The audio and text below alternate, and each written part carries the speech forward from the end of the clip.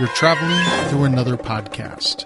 A podcast not only of reviewing and discussing, but of discovery. A journey into a wondrous show whose boundaries are that of imagination. That's the RSS feed up ahead. Your next stop, Anthology. Hey guys, a quick note before I get started on this episode. There was some slight technical difficulties. Well, basically the gain on my recorder was way too high without me knowing. I don't know how it happened. But anyway, so the sound is a little bit distorted in this episode, and I apologize for that. Hopefully it's not too distracting, but just thought I would give you guys a heads up before we get into the episode. And also the review that we do, the non-spoiler review, does veer off into a little bit of spoiler territory. We kind of talk a little bit about the last scene of the movie.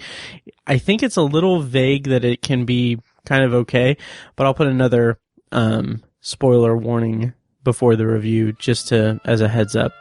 So I hope you guys enjoyed the episode despite those kind of drawbacks, and yeah, thanks for listening.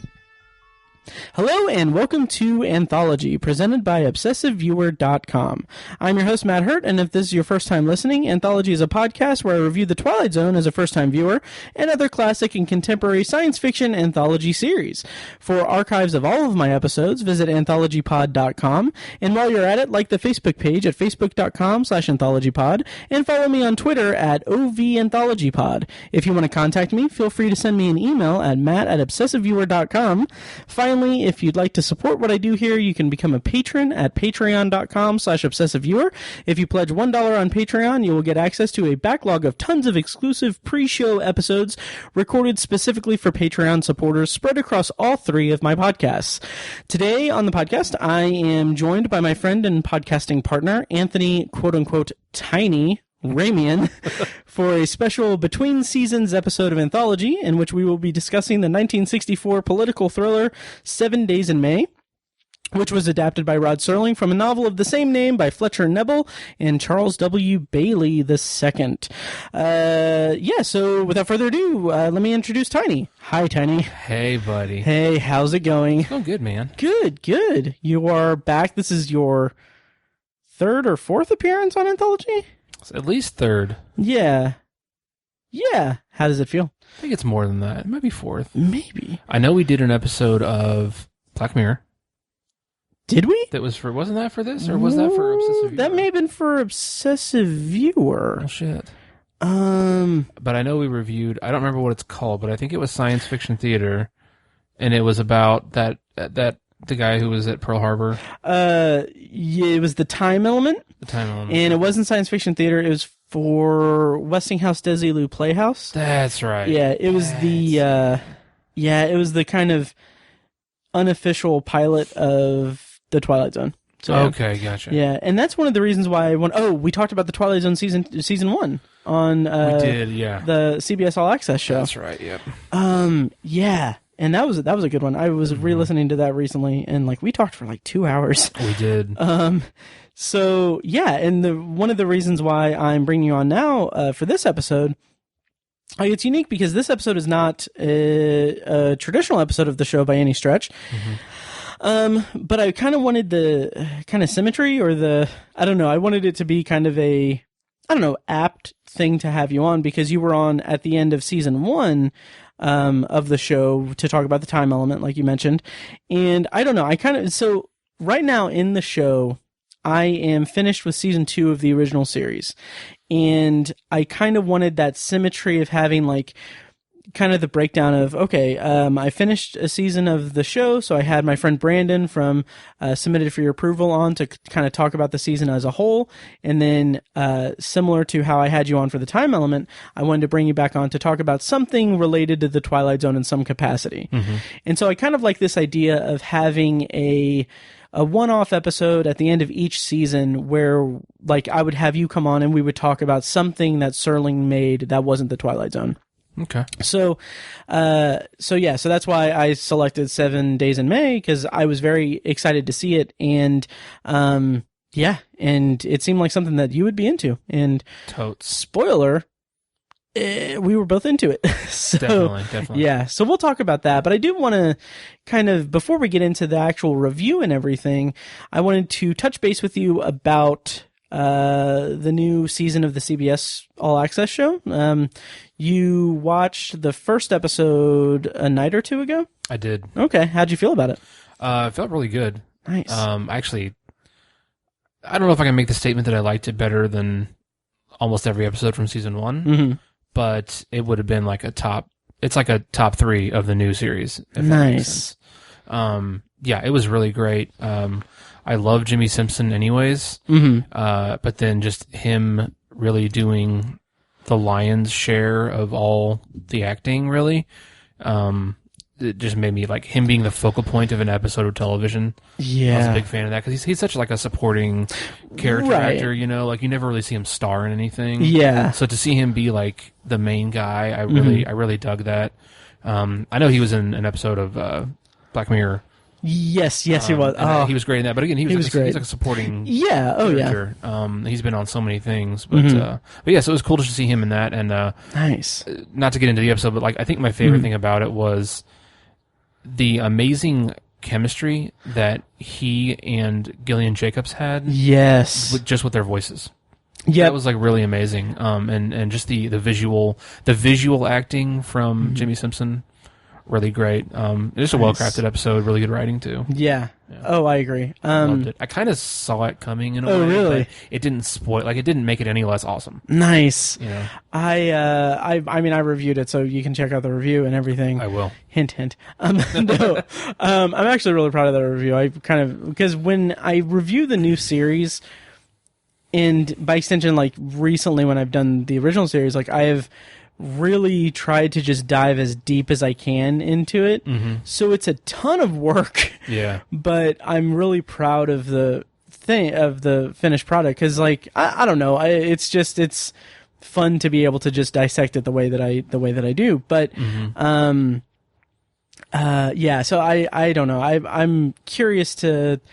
If you have any like thoughts when you listen to the review, if there's anything that you disagree with or picked up on, or that I picked up on, or anything, I'll listen to it tomorrow. I gotta drive tomorrow. So sweet, yeah. Nice, awesome. Yeah. So, I kind of forgot this. Let's introduce you. So, yeah, Tiny, you've been on the show before, so we don't need to really dispense with all of the regular stuff, but why don't you just mention your 2 podcasts that I don't have any vested interest in?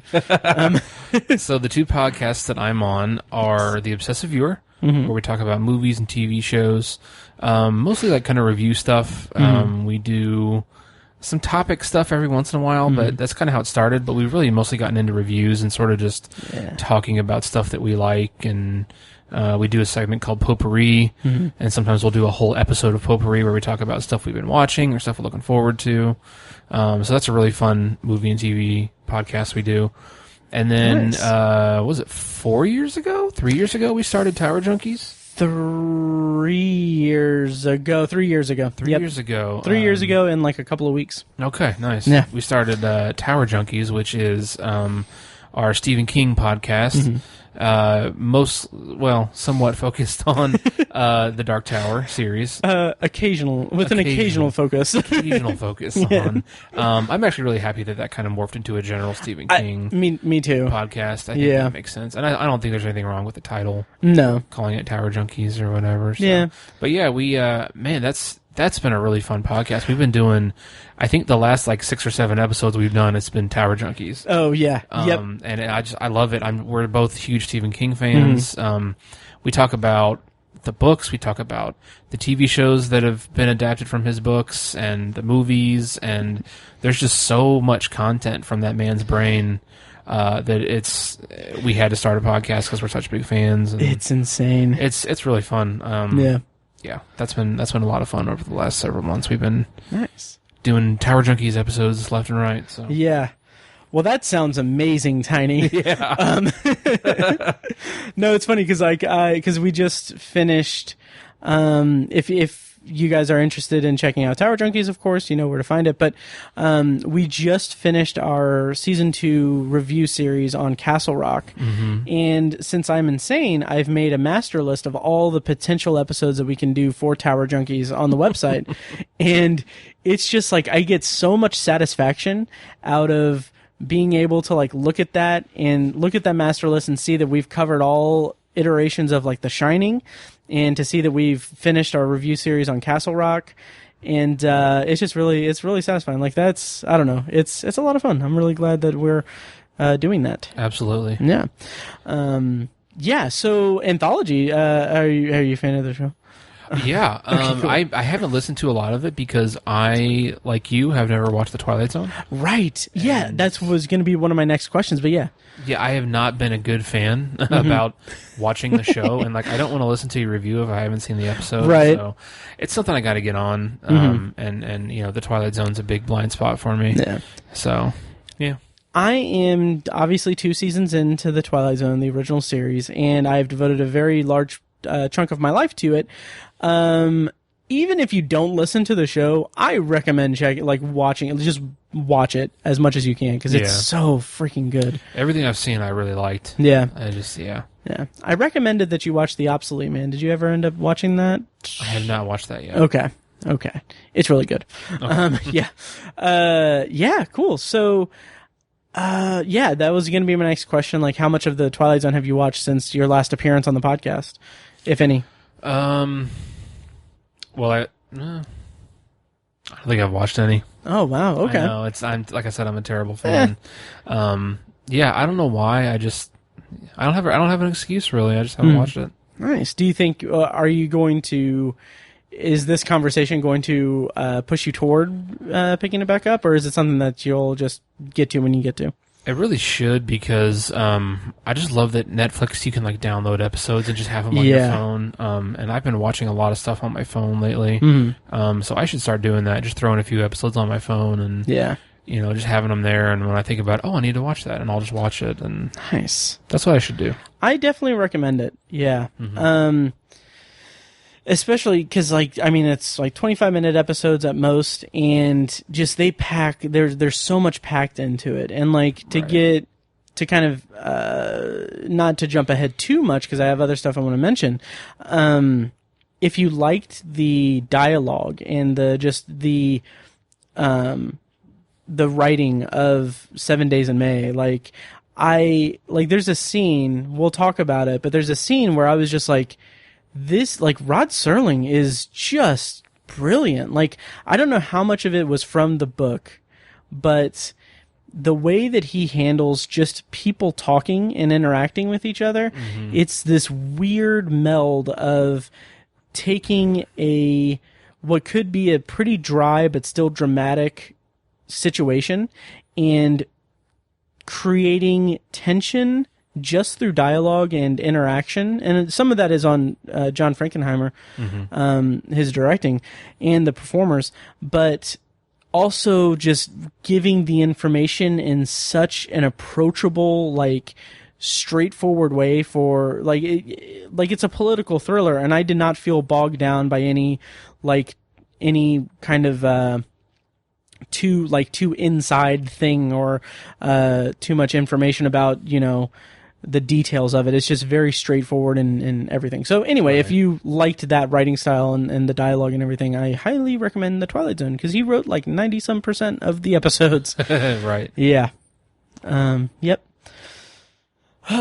So you did that. So we didn't talk about this on the Patreon thing, but I wanted to mention it kind of up front on this episode, because the Apple TV Plus, I think, adaptation of Foundation, yes, they released a teaser trailer. And so Foundation is a book series by Isaac Asimov that you and I have read the first one. Right.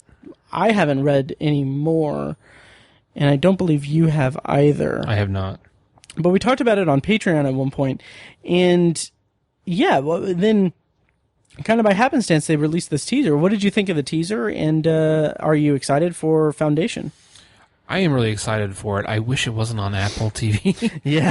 Just because I don't have that subscription. But that's really exciting. And having read the book, I think when we briefly talked about it, one of us mentioned, I don't remember if it was me or if it was you, but one of us mentioned that I think it would be extremely difficult to adapt for TV or movie. Yeah. And so just because of that, I'm really excited to see just if they pull it off. Mm-hmm. Because it just, the constraints of the story make it so difficult to adapt to any other medium than text. Yeah. It's just really tough. But, the teaser, I kind of, so I've only watched it once and I watched it on my phone. Mm-hmm. And I wasn't paying too close attention because it wasn't a good environment to be watching it. And I was like, sure. I really just shouldn't watch this. That looks really cool though. Oh, but man, I'm just going to well, look at that part. And like, I should have just shut it off and like waited till I got home and watched it somewhere else, but I didn't. So yeah, I should have done that, but, I don't really remember too much of it. I just remember liking the visuals, and some of the casting, Lee Pace. Lee Pace and Jared Harris is in it also. Harris, yeah. I'm really intrigued by it. Just like I wasn't too hot on the first book, but like I said in our Patreon recording a while back, it feels like the type of story that I will grow more into the further I get in the series. At least that's my hope, because the first one is kind of just scattered and there's a lot of information that's kind of dry and everything. So, so we'll see. But the visuals of it look really cool for the adaptation. So, absolutely. It doesn't have a release date or anything, but it's expected to be out next year. So we have time, but it'll be interesting. Are you going to have any way to watch that? Like, you have to watch it on your computer, basically? Probably. I'll figure something out. Yeah. I don't know. Hopefully, maybe, yeah. I don't plan on that, or I don't anticipate this, but I think that maybe at some point I would hope that they do like a standalone thing, because I would be more than happy to get a subscription if they had like a standalone app that you didn't need Apple TV or anything. Right. Like, I just think that that's kind of silly. That is. I didn't even realize that until you told me about that. You have to have, for those who don't know, you have to have an Apple device to watch Apple TV content. Yep. Which sucks. Yep. Which I have an iPhone with. That's all I have. I don't have. I have a laptop, but I haven't turned it on in years. Right. You haven't had it at your house in like a year, right, or more. Because I have it. Right. But yeah, we used to have an Apple TV, but we just never used it. So. Oh yeah. Yeah. Really kicking yourself now, aren't you? A little bit. Yeah, but like that's the thing. So like Apple TV Plus has like some things, like Ben on Obsessive Viewer has talked about it, and like he's not too hot on it or anything, but like there's some stuff that I want to check out, like there's like a mini series or something from M. Night Shyamalan, I think, producing it. Yeah. There's a pretty relevant to this podcast, there is a remake or reboot of Amazing Stories, the 80s Steven Spielberg anthology show, more fantasy and everything, that I want to check out. And yeah, I would rather spend the 10 or so bucks for a month subscription that I can watch on my PlayStation, rather than like, I think it's ridiculous to think like, okay, well, or I can buy a $200 Apple TV or however much it is, right, and not need. It's so dumb. Yeah, it really is. Yep. So anyway, we'll see how that goes, and we'll see what the world is like in 2021. I'm surprised Apple hasn't come out with like a streaming stick. I am too. That's really, yeah. Because Chromecast and Amazon Fire Sticks are like so fantastic. Like, right. We use a Fire Stick, and it just seems like Apple would totally be into that. It's an affordable thing. That's why. That's what I was gonna say. Like, right. Yeah, if they did, it would be like a $100 stick or something. But I maybe it's just me being optimistic, and I am a fan of Apple, but not one like the fanboys who. That's not me, but I do like their stuff. But like, I would think that maybe they could do one for like $50, you know? Yeah. Because a Chromecast is like $25, something like that. Yeah. An Apple Fire Stick an Amazon Fire Stick is, I think, just like the non 4K one is like, it's like $25. Yeah. It's so affordable. I would think that they could. be highly competitive at $50. Right. Which yeah. I'd be willing to spend $50. I would probably maybe be willing to spend that much, because I have somewhat of an interest in it, in having like any like access to my Apple stuff, because like I have some movies on iTunes that I bought way back when, or that I redeemed the digital copy of, not thinking that it wouldn't tie to like my Vudu account or anything. Mm-hmm. So like I have stuff on iTunes that I could watch and put in the rotation of things that I can watch. Yeah. But I just don't have any way to access it without just watching it on my computer. Right. So kind of dumb. Yeah. They should also just have an app. Yeah. Yep. Be cool. Yep. Yeah, exactly. But anyway, this is Anthology. Yeah, that was a bit of a tangent there, sorry. Oh, well, you're fine. We're fine.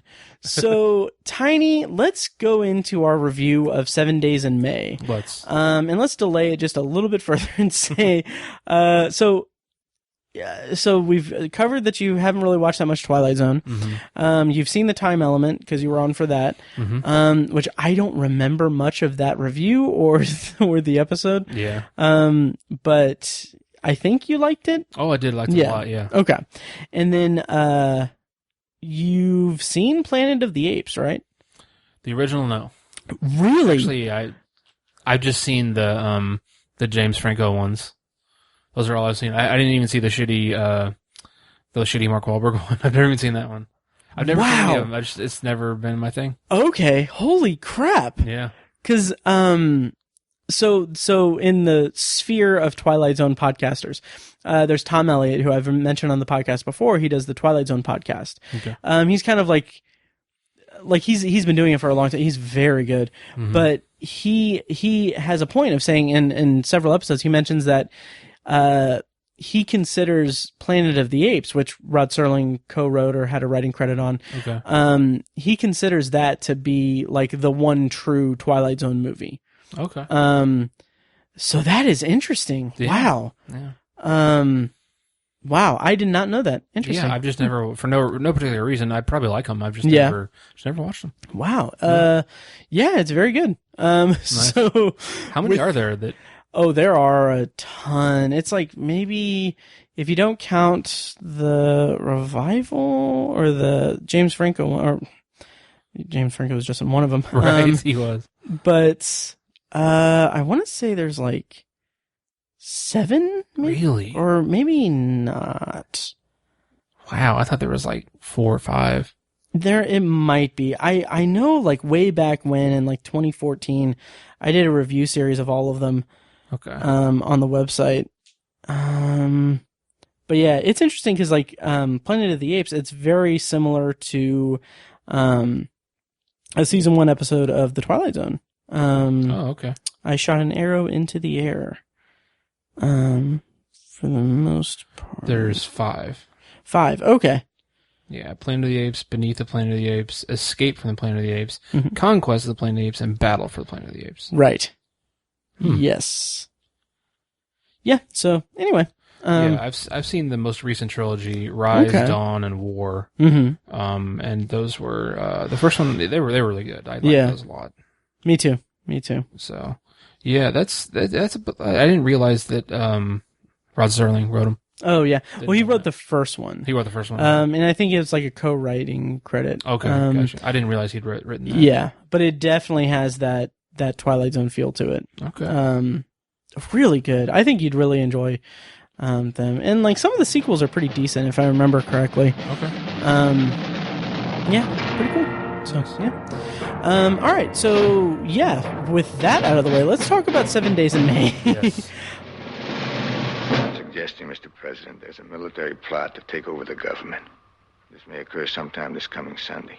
There are some who will say it can never happen here. But this is the story of how it could happen. In 7 days of intrigue, of blackmail, of terror, an eternity of suspense. This is the astounding story of a military plot to overthrow the government of the United States, which, if successful, would change the fate of every American. So 7 Days in May is from 1964. The plot summary is United States military leaders plot to overthrow the president because he supports a nuclear disarmament treaty, and they fear a Soviet sneak attack. This movie stars Burt Lancaster as General James Mattoon Scott. And I just realized I do have notes for this. Kirk Douglas as Colonel Martin Jiggs Casey, Frederick March as President Jordan Lyman, Ava Gardner as Eleanor Holbrook, and then Edmund O'Brien as Senator Clark, and rounding out the cast is Martin Balsam as Paul Gerard. I meant to make notes and see if anyone else has had appearances on the Twilight Zone, but Martin Balsam is in at least one episode so far that I've seen. I recognize them. Yeah. Yep. Oh, he was also in The Time Element as well. Yes, right. And he was also obviously in Psycho. Okay. Yeah. Wasn't he in... He was in an episode of the Twilight Zone in season 1. Yep, one of the early ones, like the second or third, or the third or fourth episode, the 16mm Shrine. That was a great episode. Yeah. Oh, yeah. I liked it a lot. Yeah. He's good. Yep. And then writer for this movie was, of course, Rod Serling, adapted from a novel by Fletcher Neville and Charles W. Bailey II. And director is John Frankenheimer. Love John Frankenheimer. Oh, yeah. He's amazing. Manchurian Candidate, French Connection. Yep. Ronin. Mm-hmm. Man, Manchurian Candidate's great. Such a good movie. Yeah, and apparently this movie, 7 Days in May, is considered part of a quote unquote paranoia thriller or paranoia trilogy. Oh. So Frankenheimer did The Manchurian Candidate in 1962, and then 1964 he did 7 Days in May, and then, if I'm not mistaken, let me check the year. Then in, I think it's 1966. Let me double check. 1966 he did Seconds. Okay. Yeah, which I did a bonus review of, and it is available on CBS All Access, by the way. Oh, cool. Yeah, but I did a bonus review of that on an early episode of Anthology. Yeah, because I think one of the actors was also in an episode of The Twilight Zone. Okay. But yeah, anyway, that's like his paranoia trilogy. Okay, I should really revisit Seconds. In other words, Tiny, I should go back for Seconds. Hey, puns. Yeah, but yeah. So anyway, 7 Days in May is like the middle of that trilogy kind of thing. Okay. And I do have some notes about John Frankenheimer as he relates to the Twilight Zone. So if you'll indulge me for a second. Yeah, sure. Okay. So he never directed an episode of The Twilight Zone, but he did direct several of Serling's scripts for other TV shows. So I have a list here. So he directed one episode of Danger, titled Knife in the Dark, which was written by Rod Serling, and he directed 4 of Serling's Playhouse 90 episodes. There was Forbidden Area in 1956, The Comedian in 1957, which was my bonus review for episode 30 of the podcast, and Bomber's Moon from 1958, which was a bonus review for episode 34 of the podcast, and the last Playhouse 90 episode that he directed of Serling's was A Town Has Turned to Dust, which, you guessed it, is a bonus review for episode 45 of the podcast. And then he also directed 2 of Serling's scripts for the show Climax, which were titled, they were both in 1955. They were titled The To Wake at Midnight and Portrait and Celluloid. So that's the information I have for John Frankenheimer. Wow. Yeah, and man, his directing is just incredible, especially in this movie. I was really into his direction. So absolutely. Yeah, so we are probably going to go the Obsessive Viewer route and do a non-spoiler and spoiler review for 7 Days in May. So we're going to go ahead and go into non-spoilers. And Tiny, what were your expectations going in? What did you know about this movie before I kind of assigned it to you? And how'd you feel in kind of broad terms about it? I had never heard of the movie before you mentioned it. I didn't really know anything about it going in. I kind of wanted to go in blind, just to kind of, just for fun, I guess. Yeah. I don't know. That's sometimes it's good, sometimes it's a bad decision, but yeah, it worked out this time. Nice. It kind of got set up, not spoiled, but like kind of I kind of knew what it was about because, like, I saw the movie poster and it says, like, the astounding story of an astounding military plot to take over the United States. I was like, oh, well, okay, I kind of know a little bit about it right. now. But that was fine. So I knew so little about it going in. I really didn't have any expectations. Okay. I don't think you even told me how it relates to no. how it relates, and then I looked at it and I was like, oh, well, written by Rod Serling. That's kind of obvious there. So really, the only part of your question I can answer is how I felt about it overall. Yes. I really, really liked it a lot. Nice. I thought it was a great movie. Of course, great writing. I loved the acting too. I don't think I had ever seen Burt Lancaster in anything. I can't think of anything that I've seen him in either. Yeah, I knew his name, but that was about it. And also, I don't think I'd ever seen Ava Gardner. Oh, yeah. I know her name, but it wasn't really familiar with her at all. And I feel like those three, Kirk Douglas, Burt Lancaster, and Ava Gardner were all three just absolutely fantastic. Oh, absolutely. Really, honestly, I think the standout was probably Ava Gardner. Oh, yeah? Because she's on screen so little. And, and just her back and forth with, I feel like she kind of outshined Kirk Douglas a little bit. I could definitely see that. I couldn't take my eyes off her. She was just fantastic. The scene in where the kind of big moment with him and her when he wants to get the letters, just that was really powerful, really good stuff. Really, really good. Yeah. So yeah, I hadn't, and really Kirk Douglas. I watched Spartacus. And there was this funny old, 20,000 Leagues Under the Sea was a movie he was in. I say it's funny because I think it's like a Disney movie. Oh, yeah. It's good. It's a good movie, but so he's in that. And like those are like the only two movies I've ever seen Kirk Douglas in. Yeah. He's such a prolific actor, and he lived to be like 270 years old. Right. He's been in so much. I just haven't really seen him that much, and just didn't really have an opinion on him as an actor.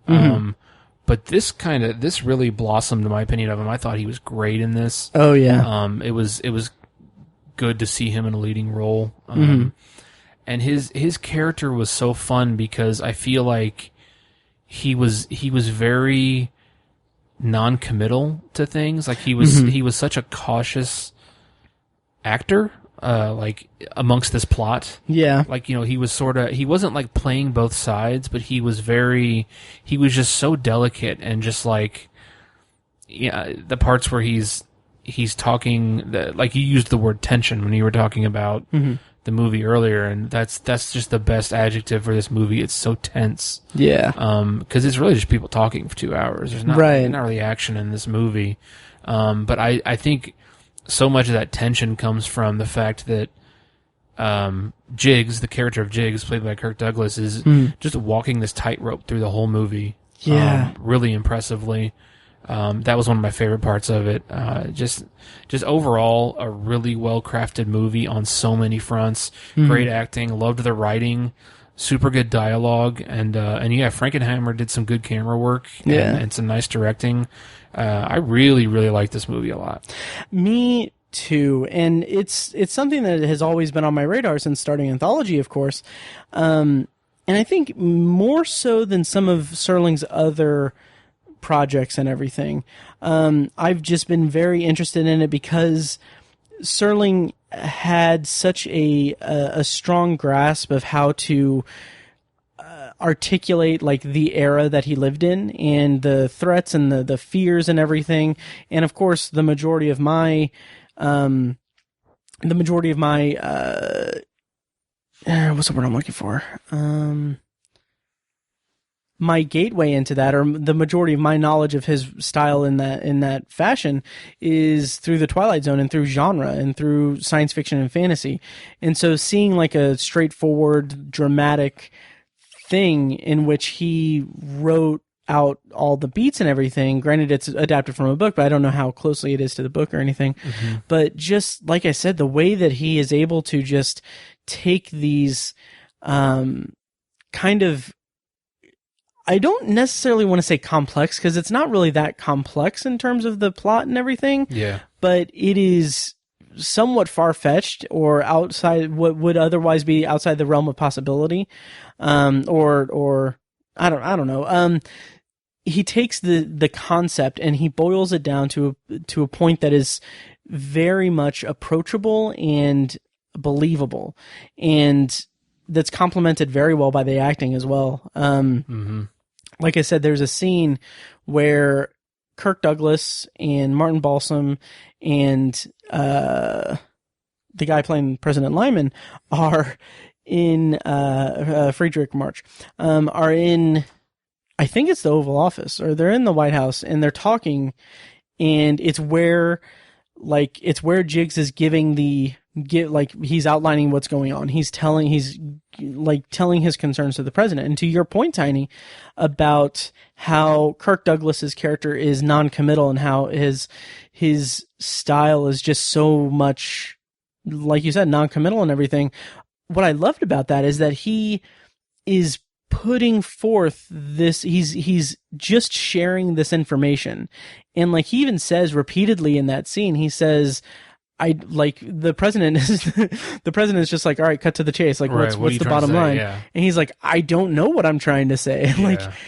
I love that because it's authentic, because it's such an extreme scenario that they find themselves in. And it's something that those characters in that time, in that scenario, would probably not be able to articulate in a way. Yeah. And it's so good. And like you said, it's just mostly people talking for 2 hours, and the tension is just so good. It's fantastic. Yeah. Really, really loved it. Yeah, in that scene, and I think they were like somewhere in the West Wing for that scene.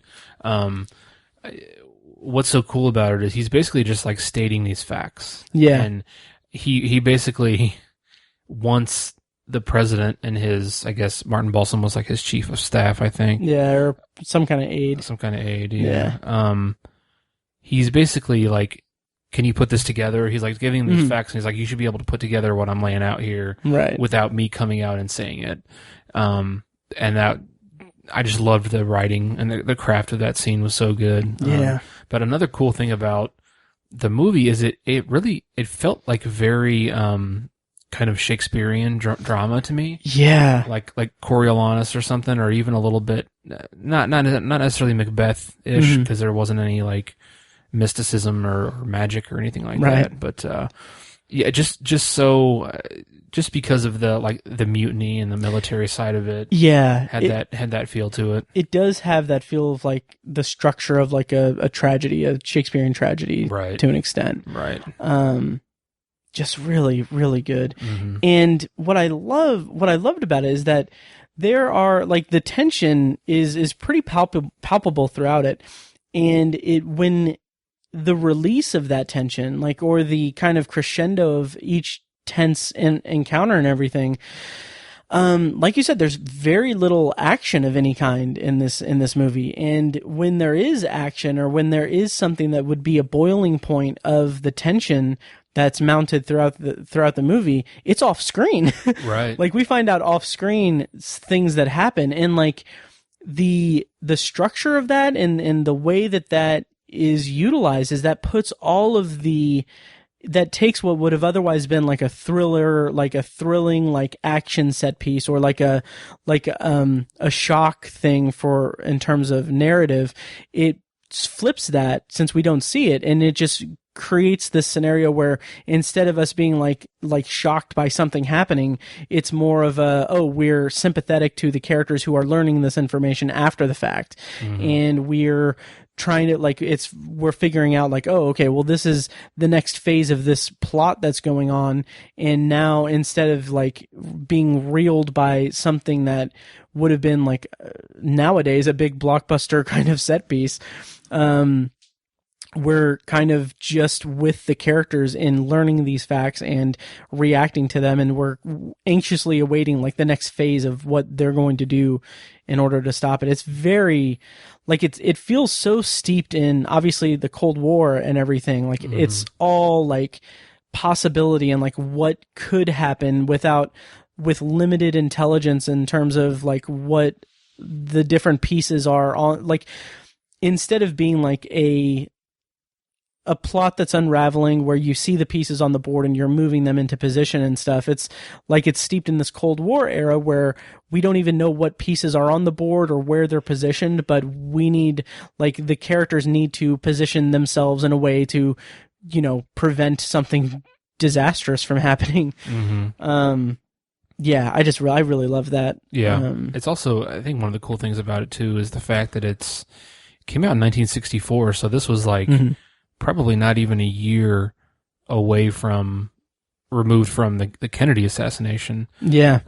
Which, you know, there are a lot of theories out there about how, you know, that was a military assassination or that was a government assassination, because Kennedy wasn't falling in line, or he wasn't handling the Cold War the way that the military leaders wanted him to, or the CIA wanted him to, whatever. I'm not very well versed in the Kennedy assassination. I know there's all kinds of stuff out there, but it's interesting to see a movie like this, because while it's treasonous and irrational and you know, undemocratic, you know, to basically mutinize or perpetrate a coup against the president, it's it almost felt kind of cathartic, I guess, because as a nation, I don't want to say we because I wasn't alive, but as a nation and as a society, we took that assassination really hard. Yeah. And that was a really hard thing. And it's almost like Rod Serling was writing this in a way of like, you know, that was if you believe that was a successful mutiny upon the United States, someone, even if it was just, the assassin, Lee Harvey Oswald. I wanted to say John Wilkes Booth. Oh God. That's ridiculous. Even if it was just Lee Harvey Oswald, it's still, in a way, a mutiny on the United States, because that's what he was trying to do, is get him out of power. This is, in this movie, things go differently, and the level-headed, peaceful thinking leader signs a disarmament treaty, and it's like, you know, Kennedy may have been the person to do that in the 60s, but we never got that chance, right? And that's I sort of made that connection. I have no idea if the writers of the novel or Rod Serling were thinking about the Kennedy assassination and the country's catharsis or the country's thoughts on that as a society when they were writing this, but I felt a link there, I guess, as I was watching it. I actually have some trivia about that. Okay. So, according to trivia, so a couple things. One is that Kirk Douglas had been at a dinner with JFK when JFK asked him if he planned to make the novel 7 Days in May into a movie. And when Kirk Douglas said yes, the president spent the next half hour telling him how great a movie it would be. Wow. And then another piece of trivia that I found was this was originally scheduled to release in December of 1963, but But Burt Lancaster insisted the release date be postponed since it was too soon after the assassination of JFK. Yeah. Which the same thing kind of happened with Dr. Strangelove. And let me kind of sidetrack us just a little bit and ask you, have you seen the Sidney Lumet movie from 1964, Failsafe? No. Oh, it's so good. Yeah. It's so good. It also features Twilight Zone alum Fritz Weaver. Okay. Which isn't in this movie. I don't know why I said also, but it does feature that. I have the Blu-ray if you want to borrow it. Okay. Highly, highly recommend it. Okay. Do you know anything about it? No, nothing. Oh, that'd be cool. Didn't you, I think you told me about it though? Isn't it kind of like Dr. Strangelove, but not comedy? It is very much like Dr. Strangelove. Okay. Yeah, I think there was like a lawsuit involved too. I think. Really? I don't know. I don't know. Look it up. Okay. But yeah, it's but both are obviously really good. Nice. I'm hoping for the website for obsessiveviewer.com, I have a review of Failsafe that I want to post on November 3rd. Which is the election day. And then I want to post 3 reviews that day. I want to post Failsafe, Dr. Strangelove, and The Manchurian Candidate. Post those reviews all throughout the day. So like when the polls open, post the Failsafe review, and then nice. Manchurian Candidate like in the afternoon, and then when the polls close, Dr. Strangelove. I still need to review Manchurian Candidate and Dr. Strangelove, but God, it's so interesting because 1964 we had Dr. Strangelove, Failsafe, 7 Days in May. It's so interesting to like think about going back and just watching that media of the time of the like kind of the political climate and everything. Right. The political hive mind, really. Yeah. That's cool. Yeah, I hadn't considered that. Yeah. So, so you liked Ava Gardner a lot. How did you feel about her plot and her arc throughout the story? It was really interesting. I also wonder if there's a bit of a Kennedy, John F. Kennedy link there too, because I mean, it's basically a fact that he had an affair with Marilyn Monroe. Marilyn Monroe. God, I am blanking so hard on things tonight. I don't know why, for no reason. But it was also famously ignored by the media at the time. Oh yeah, it was a completely different time back then. They were just kind of like, that's his business between him and his wife. So. A completely different time. The media ignoring something that's an unethical that a president's doing. Right. Really? Yeah, it's completely different time. But I don't know. I feel like back then they felt differently about affairs. Yeah. That was, and now it's sex scandals are everything now, and they're so politicized or they're so publicized. Yeah. It was just a different time. And, yeah. And so, there were these, Ava Gardner's character, it's basically implied, not necessarily implied, but almost blatantly said that she had an affair with, Burt Lancaster's character. Yeah. And it's really, I really love how it was used in the movie, when later on President Lyman wanted to have it as a way to basically assassinate the character of the Burt Lancaster's character. I can't remember his name. General Scott. General Scott. Yeah. So he basically had it as a loaded gun, if you will. Yeah. To tie it to Hamilton. Right. He had that loaded gun ready to go, and I just love the fact that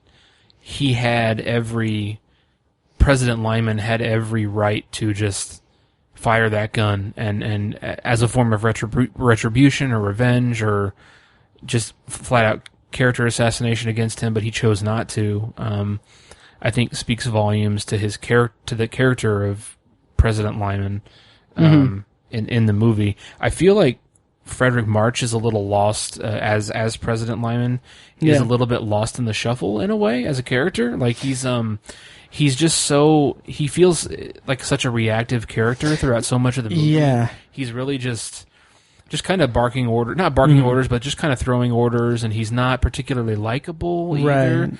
But then by the end of the movie, he's just so, like that press conference, he's so inspirational and just, again, I kind of link it back to Kennedy, who was such a great speaker and had all these incredible quotes that we still use today. Right. And that press conference at the end of the movie felt like his sort of coming out party, or his at least a very, very satisfying comeuppance for the character. Yeah. That he overcame such a crazy plot and handled it so well and sort of kind of shook it off. Right. In that press conference, it was like, okay, this is what happened.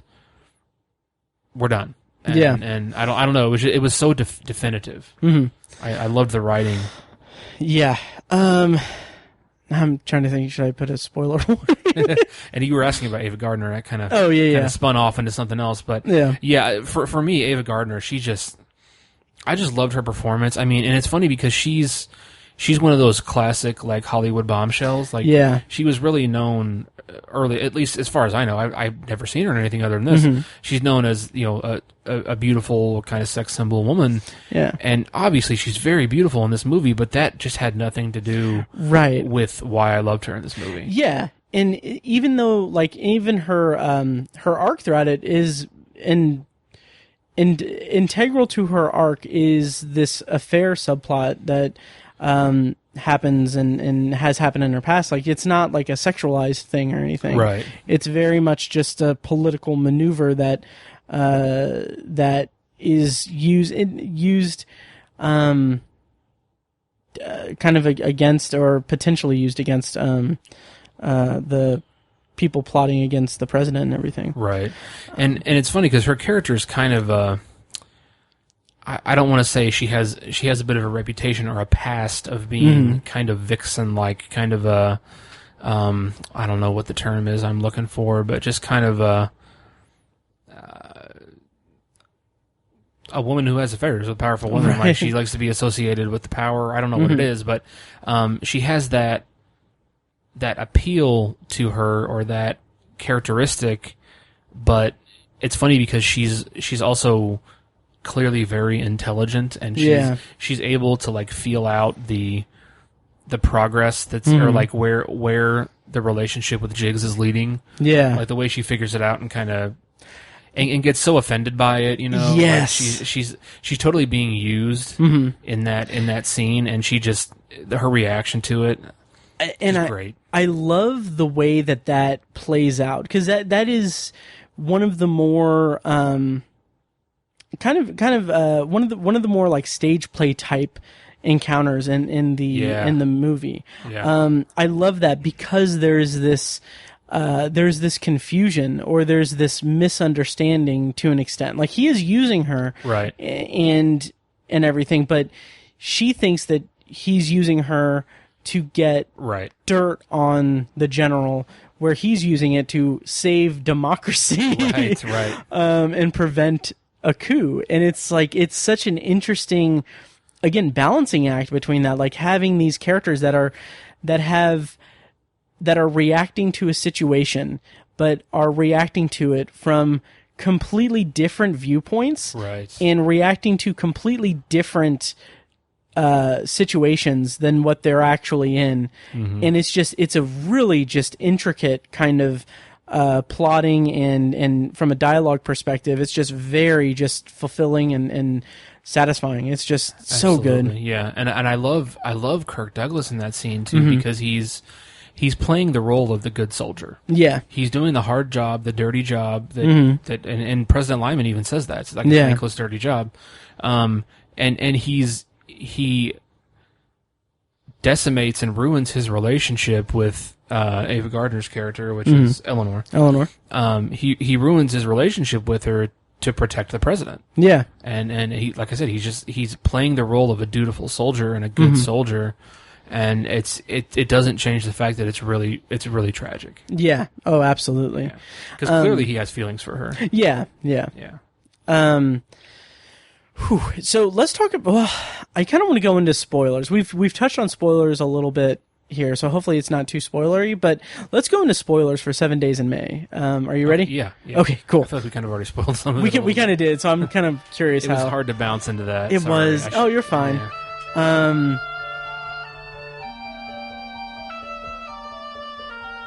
All right, we're gonna go into our spoiler review of 7 Days in May, just to see. Nice. Okay.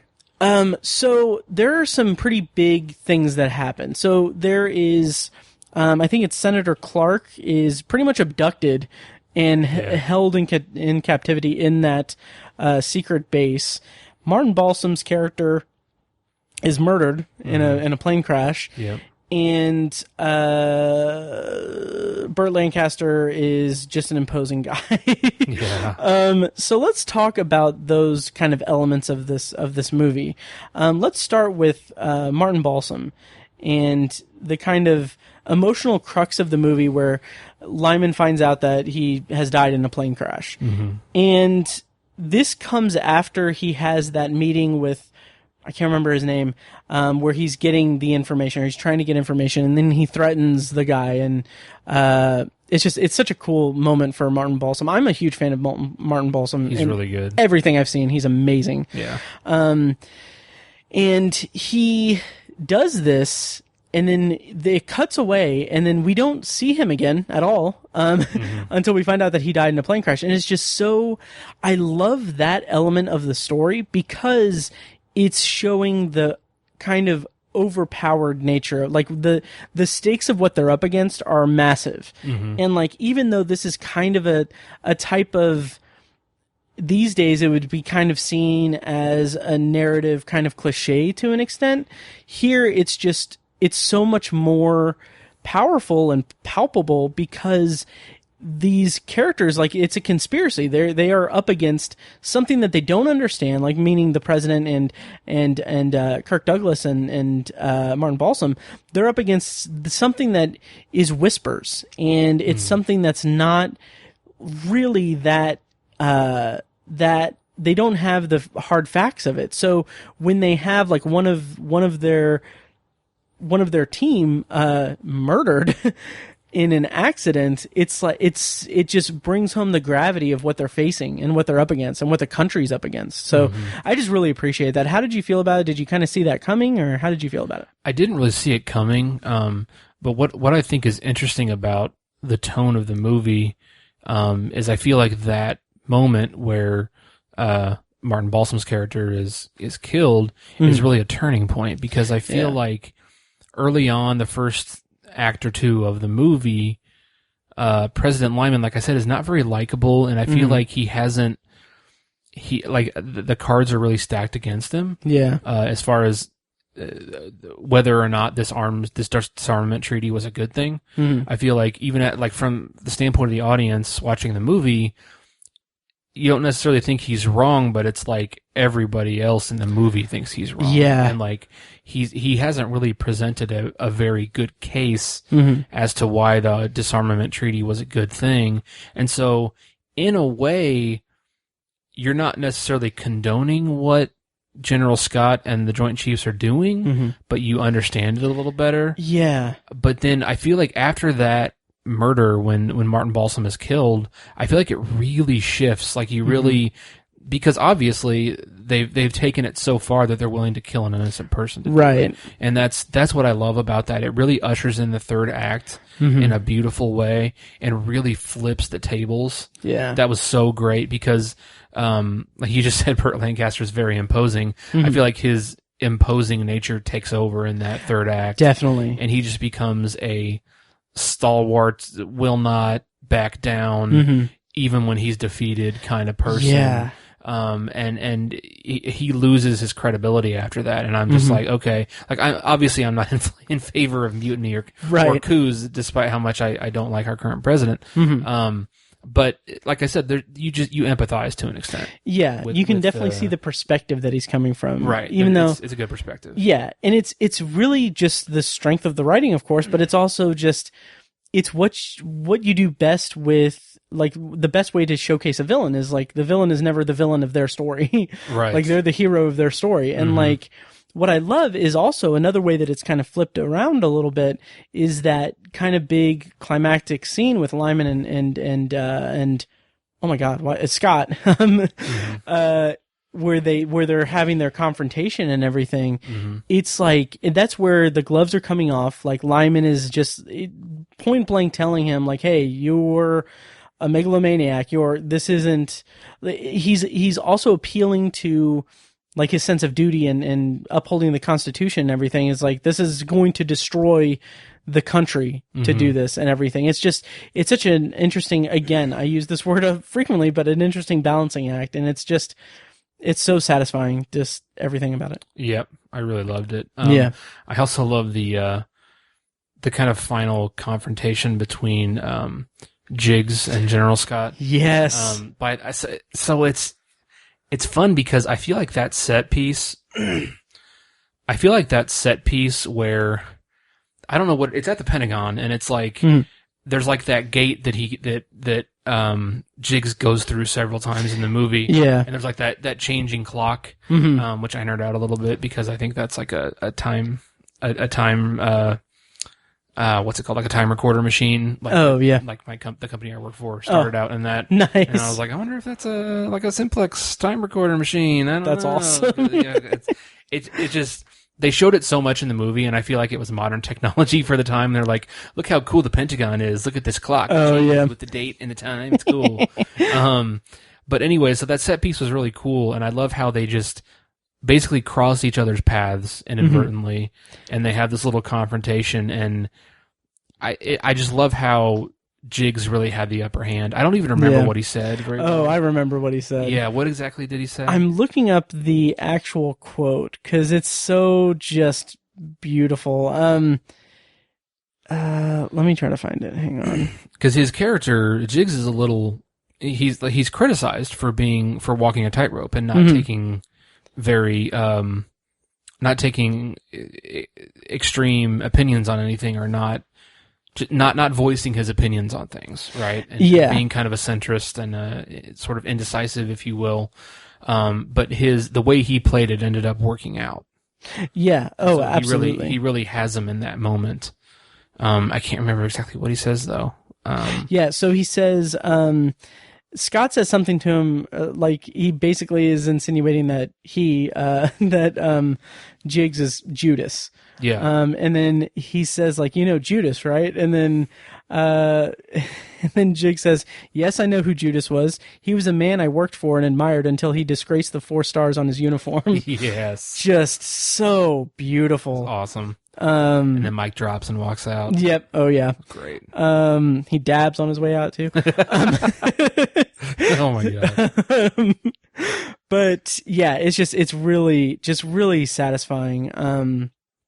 The way that kind of all came together. Mm-hmm. I also wanted to mention, I don't know per se, I don't know any fact to this, but it feels like this story and the movie itself feels like it feels like I would be surprised if Aaron Sorkin didn't take a lot of influence or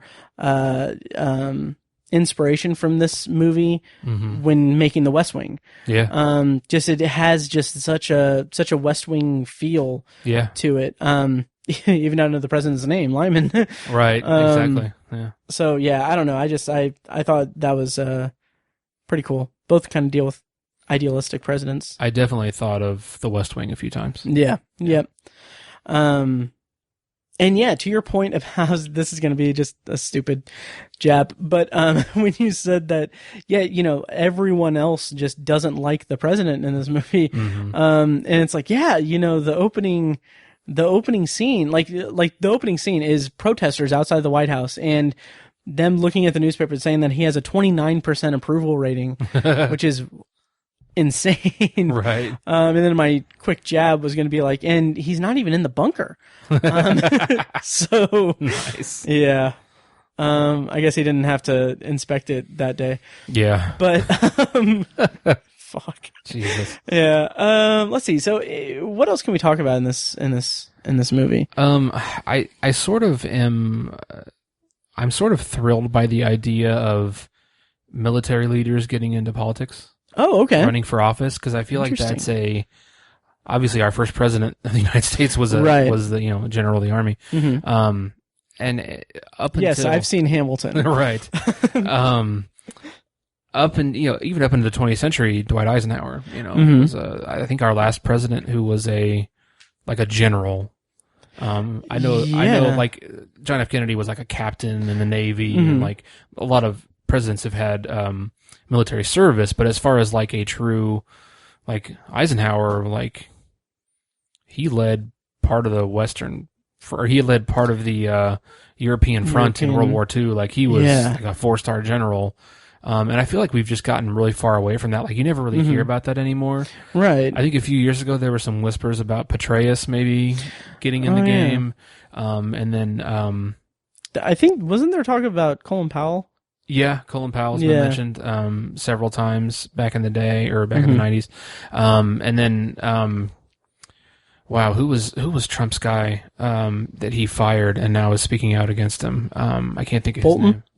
Not John Bolton. No. John Bolton's a douchebag. Yeah, Mary Trump. Gosh, I can't think of his name. Stormy Daniels.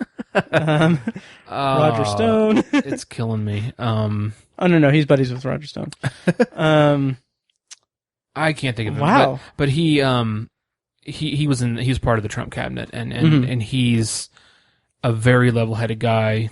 People like him a lot, and I love the idea of, because to me the presidency is about leadership as opposed to political experience or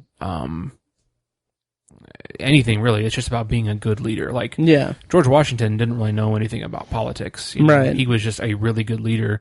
He wasn't even a great military mind. He just knew how to lead people really well. Right. And I think that's the most important characteristic for someone to be a president. And it's just an inherent part of being like, you can't become a 4-star. You can't become a general without, great leadership skills. Right. And it's something that I think it's something we should look at again as a voting populace. I think it'd be interesting to look at those guys and politically.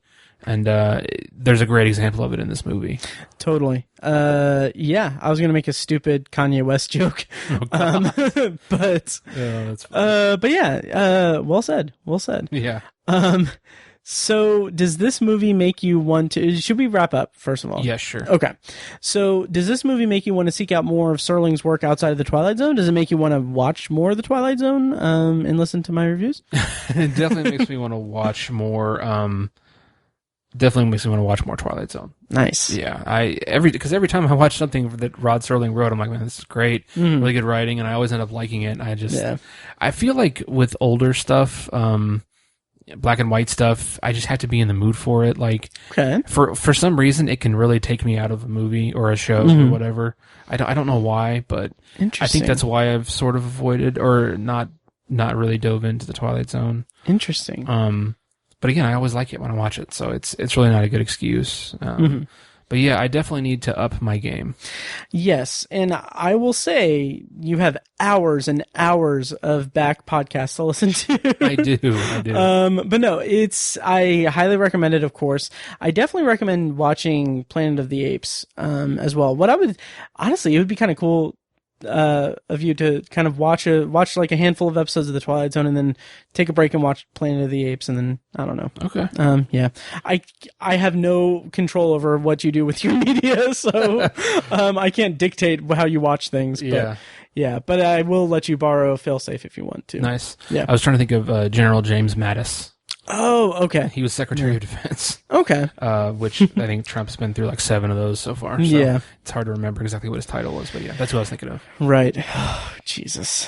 Yeah. So final thoughts on 7 Days in May. Just overall thoughts. I loved it. I'm so happy that I got a chance to see it and review it with you, Tiny. And how do you feel about it overall? It was awesome. Really great movie, just for all the reasons. Super great acting. I loved the tight writing. And it's just a fun story. Like, movies involving military coups are kind of few and far between, really. It's at least it's not like a focal point of a movie. Usually it's kind of a B story or whatever. So to see a whole movie dedicated to it was really interesting. And, Rod Serling's a man. Yep. Damn writer. Oh yeah, incredible talent. Yeah, just genius. And I will mention that this movie was remade in 1994 with Forest Whitaker. It's called The Enemy Within. I was gonna do like a bonus review of it, but I don't think I'm going to. It's available on HBO Go, or if you have HBO Now or whatever, HBO Max. Any HBO will do. It is available to stream there, so if you want to check it out, it's up there. It's called The Enemy Within. Interesting kind of tie is that it has Forest Whitaker, who would go on to narrate the 2002 Twilight Zone reboot on UPN, so that's pretty cool. Nice.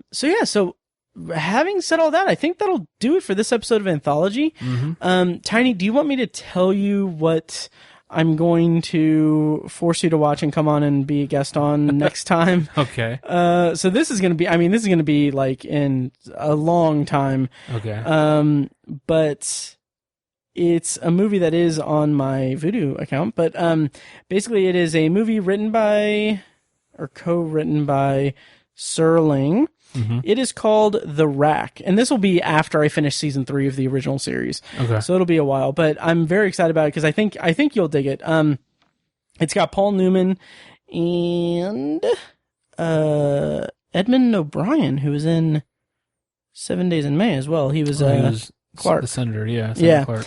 But The Rack is from 1956. Paul Newman, a decorated Korean War hero, inexplicably collaborates with the enemy while interred in a POW camp and is court-martialed. So I'm looking forward to chatting with you about it whenever I finish season 3 of the original Twilight Zone. So look forward to that in like 2.5 or 7 years. Yeah. And so this was a nice break from my bonus review series on the new season of the Twilight Zone on CBS All Access. Coming up next on the feed, I'm going to continue that and do bonus reviews for the last 5 or the second half of the Twilight Zone season 2. Coming up is 8 and A Human Face and A Small Town and Try and you might also like. And then after that, I'm going to do a season wrap up of the Twilight Zone 2019 season 2. I'm going to have my friends Dan and Anna from the Between Science and Superstition podcast on to chat about it, kind of an overall thing. So look forward to that. And that'll do it for this episode of Anthology. Thank you guys so much for listening. Tiny, thank you so much for joining me for this adventure down a Rod Serling rabbit hole. Yes, sir. And do you want to tell people where they can find you online? I know you're not really on Twitter, but how can they reach you to send their hate mail? You can send an email to tiny@obsessiveviewer.com, or I'm also active on the Obsessive Viewer Facebook page. If there's ever something you want to post on there, I'll respond to it. Yeah. If there's ever anything on the Facebook group. And just real quick, just to kind of wrap up, tell us about those podcasts you do again. I am on the Obsessive Viewer podcast. We talk about movies and TV shows, and Tower Junkies, which is a Stephen King, all things Stephen King podcast. Nice. All right. Well, thank you so much, Tiny. And thank you guys for listening. And I'll see you next time.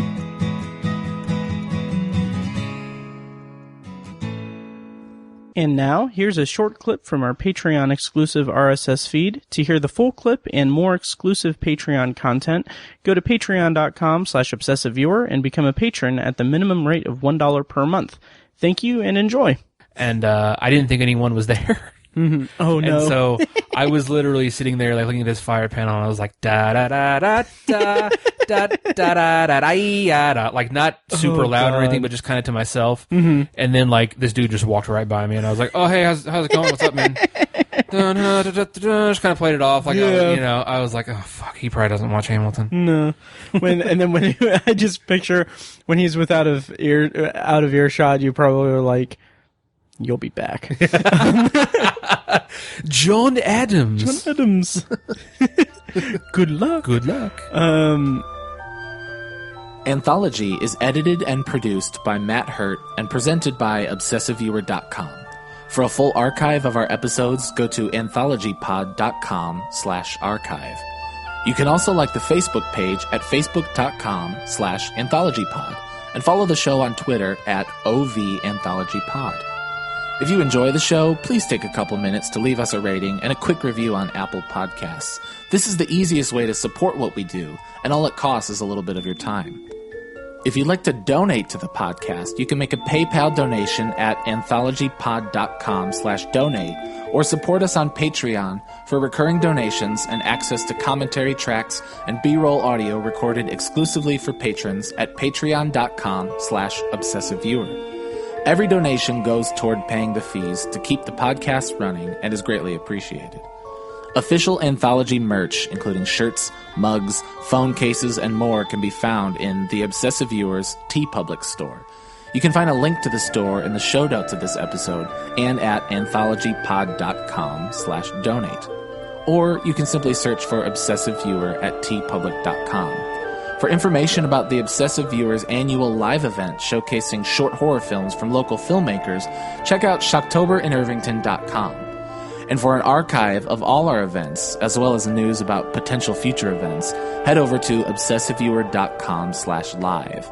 For more podcast content, you can find our flagship movie and TV review and discussion show, The Obsessive Viewer Podcast, at obsessiveviewer.com, and on Twitter at obsessiveviewer.